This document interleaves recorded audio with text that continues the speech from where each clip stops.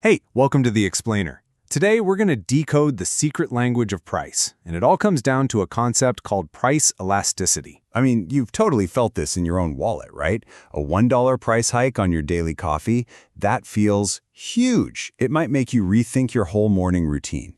But a $1 hike on, say, a container of salt, you probably wouldn't even blink. So what's going on there? Well, it turns out that's not just some random feeling you have. Nope, it's actually a super predictable reaction. And once you understand it, you kind of unlock the key to how pricing works for, well, everything. From your phone bill all the way down to your groceries. Okay, so let's get into it and solve this puzzle. The big idea we're talking about, the one behind all of this, is price elasticity. So what is it? Well, in simple terms, price elasticity of demand is just a measure of how sensitive we are to a price change. I love this analogy. Think of it as demand stretchiness, right? When a price gets pulled one way or another, does our demand for that thing stretch and change a lot? Or does it stay pretty stiff and not move much at all? And yeah, it really is a whole spectrum. Let's take a look. It goes all the way from things with super stiff demand to things with really stretchy demand. Okay, so on the screen, you can see the two ends of this spectrum. Over on the left, you've got inelastic demand. Think of this like a really thick, stiff rubber band. You can yank on the price all you want, but the quality we demand, it barely stretches. But then look at the right. That's elastic demand. This is like a super thin, stretchy rubber band. The tiniest little tug on the price, and bam, the demand stretches like crazy. And you know what's cool? This stretchiness isn't just a feeling. You can actually measure it. There is a pretty simple rule. We calculate this elasticity score, and if the number is greater than 1, we call it elastic. If it's less than 1, it's inelastic.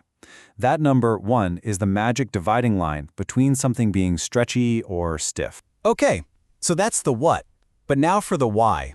What actually makes a product stretchy or stiff?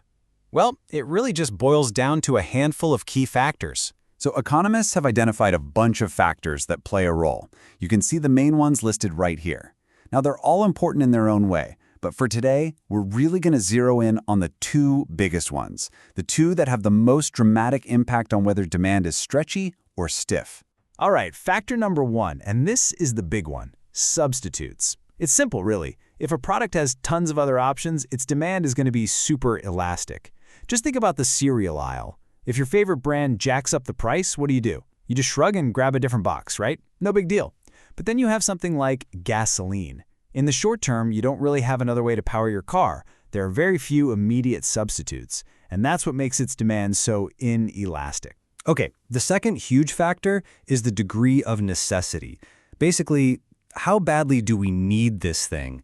Is it something we absolutely cannot live without? Or is it more of a nice-to-have luxury that we could totally skip? So when you think about true necessities, things we have to have, their demand is what we call deeply inelastic.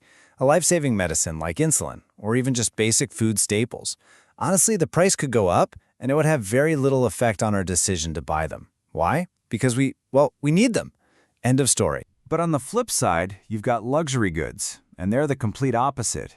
Investopedia puts it well, saying that things we don't strictly need, like brand name cereal or a fancy candy bar, are elastic. If the price on that stuff goes up, it's super easy for us to just say, no thanks. We'll either get a cheaper version or just decide we don't need it at all. So, okay, stretchy, stiff, substitutes, necessities. Why does any of this actually matter in the real world? Well, it turns out this one simple concept is one of the most powerful tools in the toolbox for both businesses and governments when they make massive million-dollar decisions. And this is where we get to the big aha moment, especially for businesses. Check this out. If your product is inelastic, remember that's the stiff demand, raising the price actually leads to more total revenue. It's kind of counterintuitive, right? But the extra cash you get from the higher price is way more than what you lose from the handful of people who stop buying. But, and this is a huge but, if your product is elastic, remember the stretchy demand like our cereal, a price increase is an absolute disaster for your revenue. All the money you lose from customers fleeing to other brands is so much greater than the tiny bit extra you make from the higher price. you end up with less total revenue. It backfires big time. This little table right here basically sums it all up. It's called the total revenue test, and you can think of it as the ultimate cheat sheet for any business. For inelastic goods, price and revenue go in the same direction. Price up, revenue up. For elastic goods, they move in opposite directions. Price up, revenue down. Simple as that. And I promise you, once you know this, you will see it everywhere. Uber's surge pricing, that's Elasticity 101.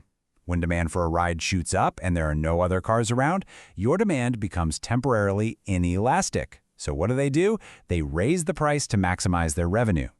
On the flip side, think about fast food promotions or value menus. They're doing the exact opposite. They're lowering prices on elastic items to get way more people in the door and drive up sales. And it's not just businesses. Governments use this exact same logic when they decide what to tax. Have you ever wondered why they always seem to tax things like cigarettes, alcohol, and gasoline? It's because those goods have inelastic demand. The government knows that even if they slap a big tax on them, most people will keep buying them anyway. And that guarantees a stable, predictable stream of revenue for them. So this brings it all full circle, right back to you and your wallet. Now that you know this secret language of price, I'm telling you, you're going to start seeing it everywhere. So I'll leave you with this question. Think about the very last thing you bought. Was it elastic or inelastic? Did you have other choices? Did you really need it? Was its demand stretchy or was it stiff? Answering that question tells you a whole lot about the product. And maybe, just maybe, a little bit about yourself too. Thanks for watching.